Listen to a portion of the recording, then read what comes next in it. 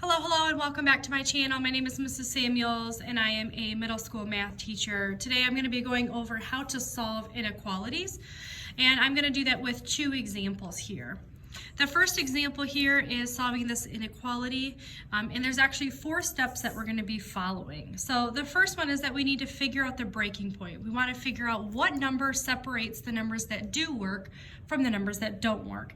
In order to do that, we're going to actually solve an equation. So the very first step is to solve this exact equation, but instead of writing it with an inequality, we're going to write that with an equal sign.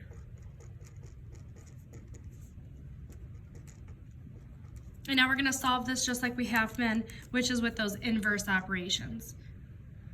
I go to circle my variable and I cannot because it's inside of parentheses. So I'm actually going to divide both sides by 2.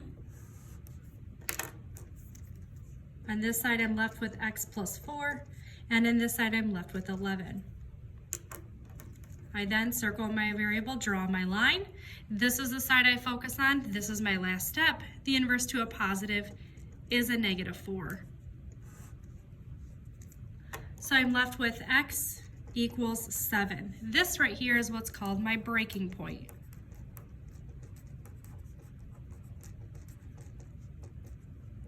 Seven is the number that separates between the numbers that do work and the numbers that don't work. So this is kind of step 1, finding the breaking point. Step 2, we're going to start, and then we'll actually come back to finish it in a moment. So step 2 is going to be to start your number line. I always put 0 in the middle,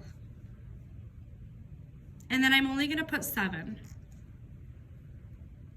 I'm putting 7 because that's my breaking point.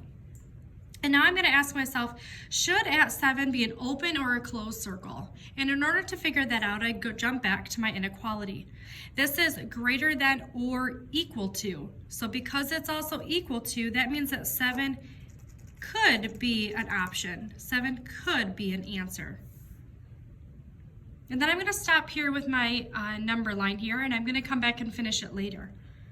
Step 3 is we need to check a point. We need to check to see, should my arrow go in the direction of the 0, less than, or should my arrow go greater than?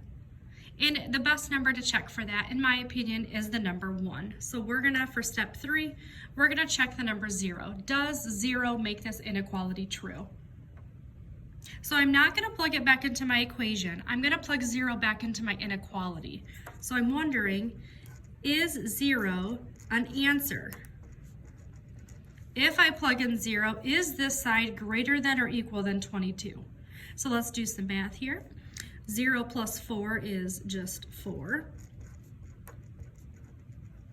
And when two things are smushed together, it's multiplication. So 2 times 4 is 8.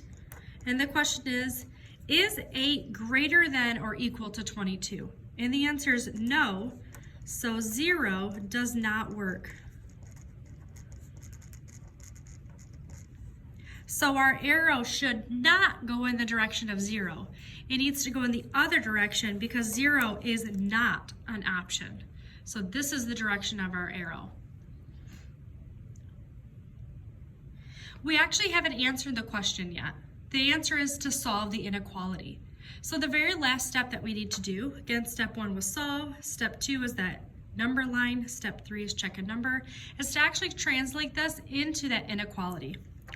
So numbers, so x needs to be greater than or equal to 7.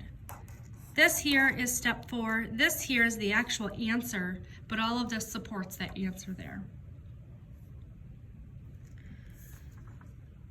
The second one we're going to do, we're going to again use those 4 steps. So again, step 1 is to solve this equation.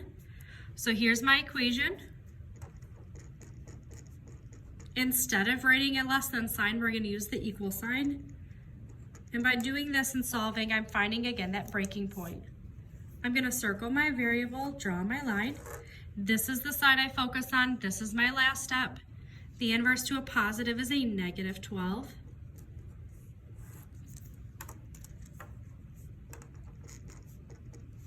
27 minus 12 is 15.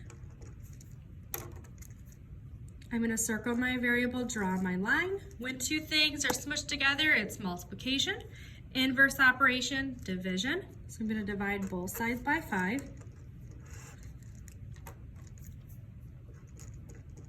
So my breaking point is 3.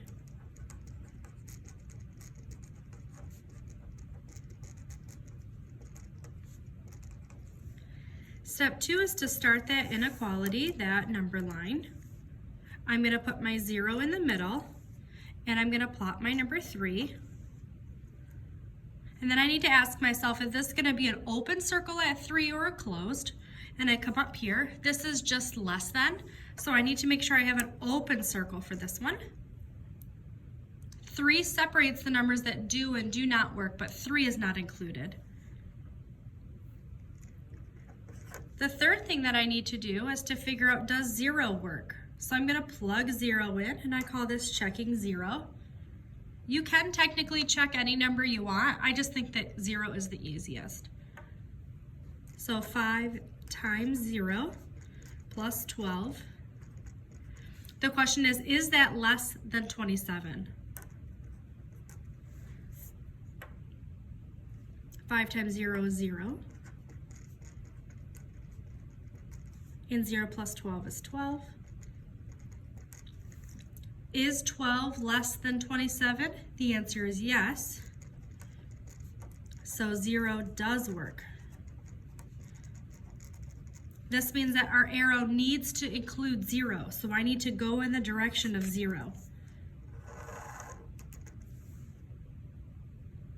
Remember, we haven't yet actually answered the question. We need to now convert that to our actual inequality answer.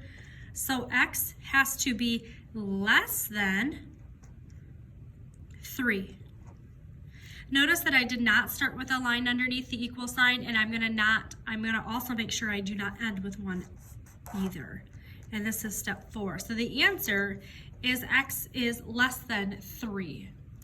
All right, guys, that is the end of this video, solving inequalities.